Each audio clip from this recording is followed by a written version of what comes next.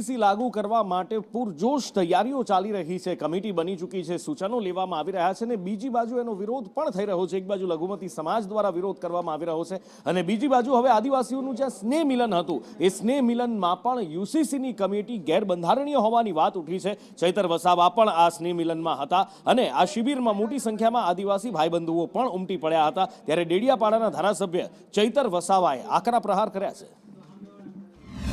ભિલોડા તાલુકાના ધંધાસણ મુકામે રાજસ્થાન ગુજરાતના આદિવાસી ચિંતન શિબિર યોજાઈ રહી છે, જેની અંદર ડેડિયાપાડાના ધારાસભ્ય ચૈતર વસાવા ઉપસ્થિત છે।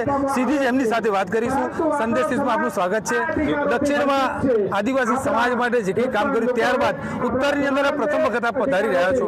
ખાસ આ ચિંતન શિબિરનો શું ઉદ્દેશ, શું કહેવા માંગશો?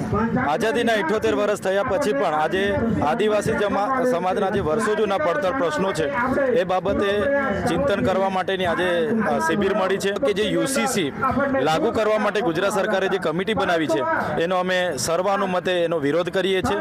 ગુજરાતમાં જે કમિટી બનાવી છે ગેરબંધારણીય છે, બંધારણના સિદ્ધાંતોને વિરુદ્ધ છે, જેનો અમે સખત શબ્દોમાં વિરોધ કરીએ છીએ। નર્મદાનું પાણી આદિવાસી વિસ્તારોમાં મળે એ અમારી માંગ છે। સાથે સાથે આ વિસ્તારમાં જે અમારા લોકો છે એમને રોસ્ટેડ પ્રમાણે બેકલોગની જગ્યા ભરવામાં આવે, અમારા ખોટા જાતિના પ્રમાણપત્ર બીજાને આપવામાં આવે છે તે અટકાવવામાં આવે, તમામ બાબતો એ આજે ચર્ચા થઈ રહી છે। ચોક્કસથી હતા ચૈતર વસાવા, તેઓ જણાવી રહ્યા છે ખાસ કરીને યુસીસીને જે લાગુ કરવામાં આવ્યું છે એ ગેરબંધારણીય છે એમ કહેવું છે। એ સિવાય શિક્ષણથી લઈ અનેક જે આદિવાસીને લગતા પ્રશ્નો છે એ તમામ પ્રશ્નોનો ઉકેલ માટે આજ રોજ આ ચિંતન શિબિરની અંદર તેઓ ચર્ચા કરી રહ્યા છે। જયદીપ પાટિયા સાથે શૈલેષ પંડ્યા, સંદેશ।